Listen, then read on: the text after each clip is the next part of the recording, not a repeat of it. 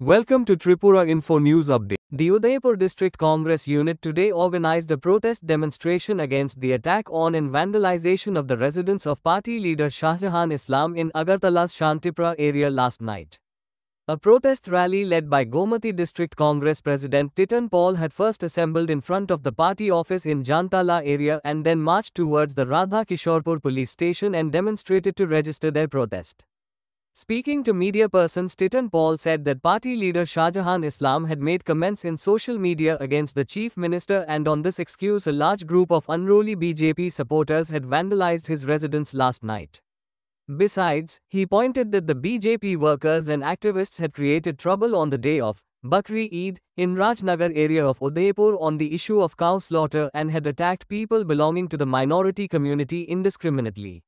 He asserted that the Congress will launch statewide protests against this.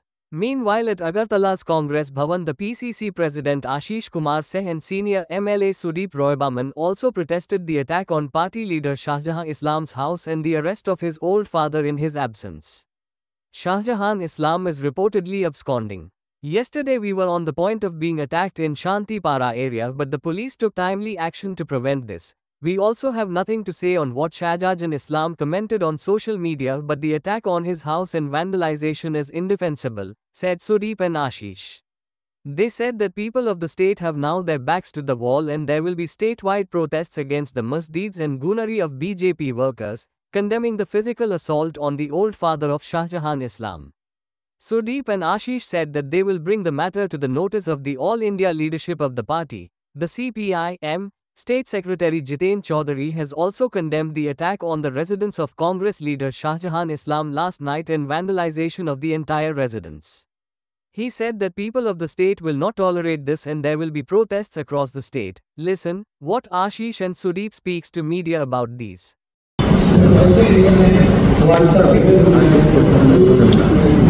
Live post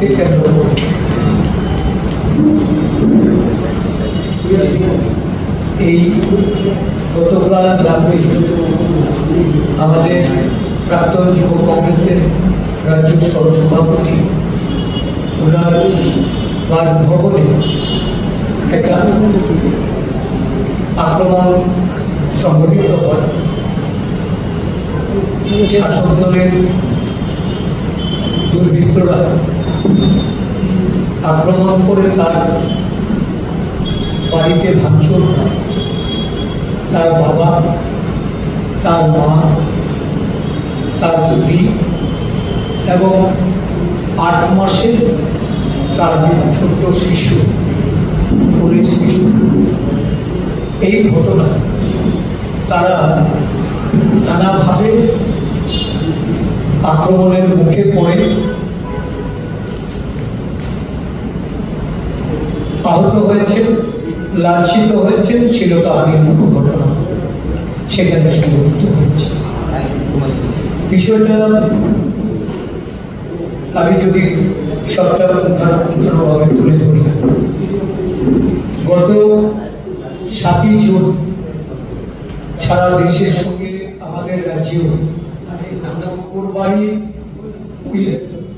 Eid ul Zuha এটা পালিত হয় এবং এই ঈদকে কেন্দ্র করে তার আগের দিন 6ই জুন যখন এই সম্প্রদায়ের মানুষ তাদের আচার আচরণ এটাকে প্রতিপালন করার জন্য বাজার থেকে পশু কিনে নিয়ে তারা যাচ্ছিলেন, বিশেষ করে আগরতলা শহরে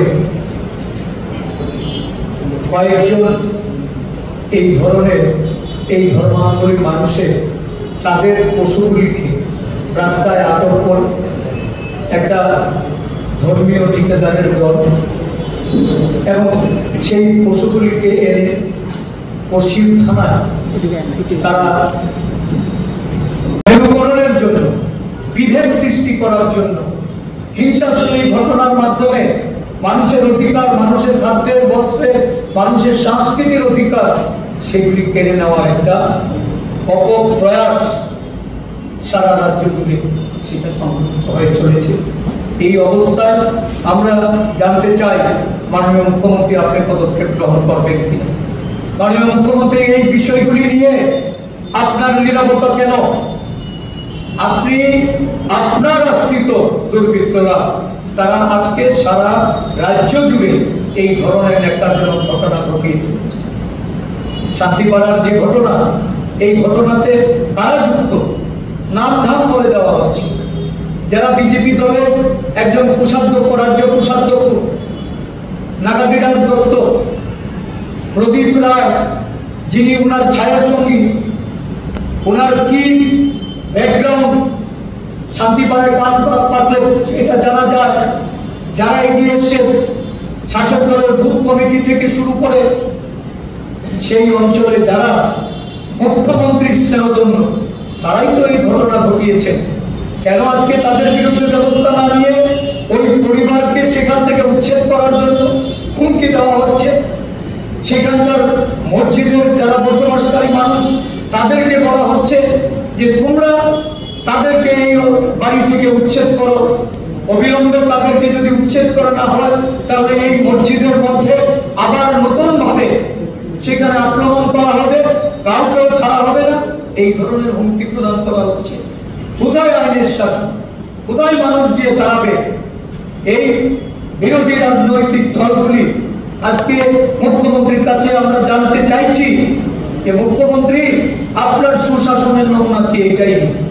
রাজ্য জুড়ে এই ধরনের অরাজকতা, এটা কিভাবে বিরোধী দল হিসাবে আমরা বরদাস্ত করতে? আমরা অবিলম্বে পদক্ষেপ চাই। স্বরাষ্ট্র দপ্তরের মন্ত্রী হিসাবে এটা ওনার ব্যর্থতা, ওনার ব্যর্থতার দায়ভার ওনাকে বহন করতে হবে। রাজ্যের মুখ্যমন্ত্রী হিসাবে আর কত মানুষ এইভাবে লাঞ্ছিত হবে, তাদের অপমানিত করা হবে, আর কত এই মানুষের আজকের যে বর্তমান যে পরিস্থিতি, দেওয়ালে গিয়ে পিঠ ঠেকেছে, মানুষ বুকে দাঁড়াবে। এখানে রক্তক্ষয়ী সংঘর্ষের দিকে মানুষকে ঠেলে দেওয়া হচ্ছে। আমরা এর পুরো সম্পূর্ণ ব্যর্থতা সহ এই দায়ভার আমরা মুখ্যমন্ত্রীর উপর ছাড়তে চাইছি। ধন্যবাদ। স্পেসিফিক কোশ্চেন প্রথম প্রশ্ন হচ্ছে Mohammad Shahjahan. Subscribe to Tripura Info and press the bell icon so that you never miss any latest updates and news on Tripura.